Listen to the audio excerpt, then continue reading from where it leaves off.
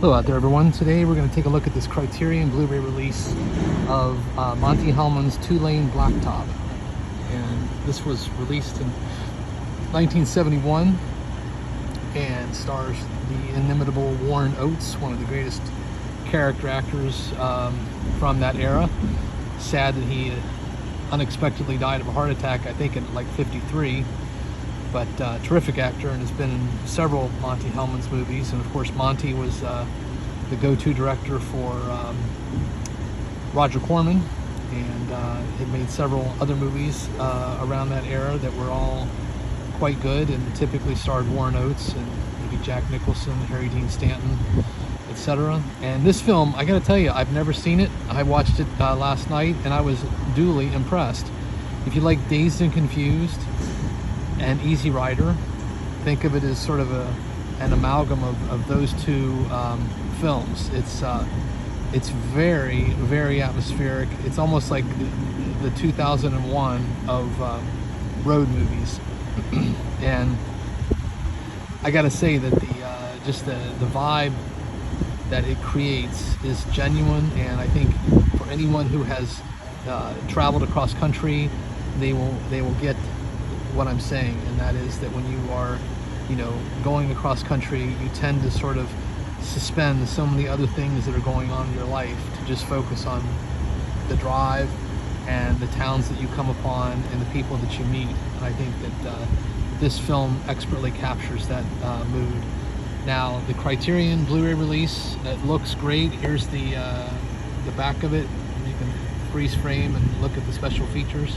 I haven't dipped into them yet, but I just watched the movie, and I can say that it looks great, sounds great, and my God, who knew that James Taylor was actually a really handsome dude. I mean, not to say he was ever ugly or anything, but I've always thought of him as the sort of bald, skinny troubadour, singer-songwriter extraordinaire, and that's him right there, is quite good in this, and kind of reminiscent of there he is right there. And then there's Warren Oates, and then this is one of the Wilson brothers from the Beach Boys, and this actress here, sadly, Lori Bird, I think her name is, she I believe she dated Art Garfunkel for a while, and then she sadly committed suicide, and it was rather tragic. But she was good in this, and you could just sense the sort of lost soulness of all the characters in the film. It's really just a very interesting movie that I think fits within that sort of wheelhouse of like Easy Rider, Vanishing Points. It's Peck and Paw-esque, I guess. And of course, this is a great little booklet that comes with. And here's one of the Wilson brothers from, the Beach Boys. I want to say his name is, I should know this, here we go, Dennis Wilson. And, he's the mechanic. James Taylor plays the driver. And then Warren Oates plays the driver of the GTO, and he's just known as GTO. And, apart from that, there really isn't a whole lot else to the plot. There is a superficial sort of bet that takes place when these two cars and their occupants meet up on the road, and they decide to race for pink slips across country.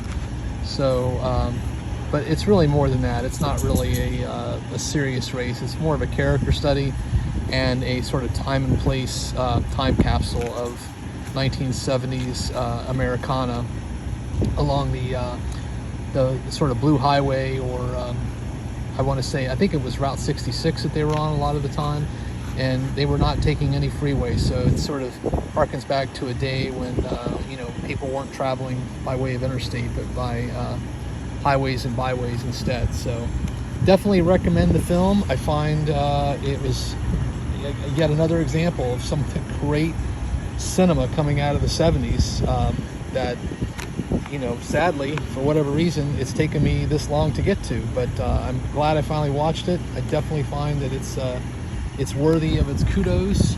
And again, if you like Dazed and Confused, and Easy Rider, then I think this is going to be your jam. So on that note, please take care out there, everyone. Stay safe, be kind, and keep watching good cinema.